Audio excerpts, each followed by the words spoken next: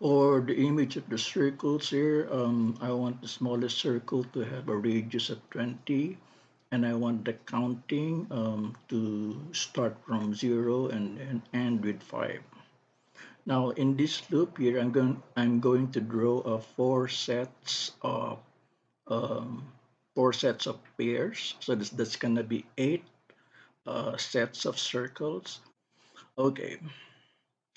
I don't want the line from the center to the circles to be visible, so I go to the 0, 0 after um,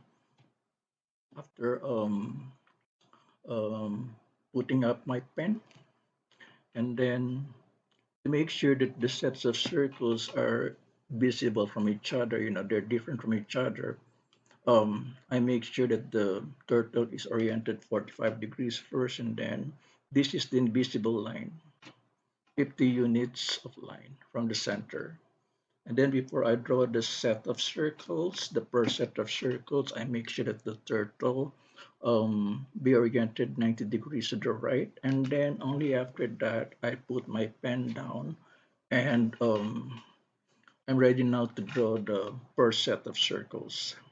Remember, the per set of circles is composed of red circles. The first circle has a radius of r times 1 here. In this range here, we are starting with 1, not 0.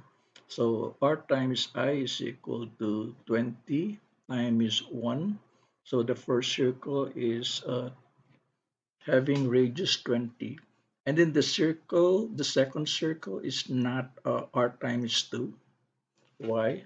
Because we are not counting 1, 2, 3, 4, 5. We are counting 1, 3, 5, 7 because the increment here is 2. So the second circle is not 2, but it is 3 after I is equal to 1. So I is equal to 3 now.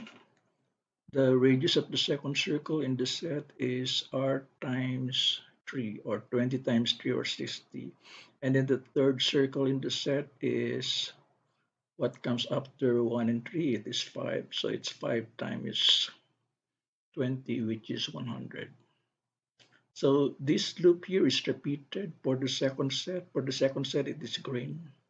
And then this loop here is repeated 4 times. So all in all, we'll have 8 sets of circles with circle colors alternating between red and green.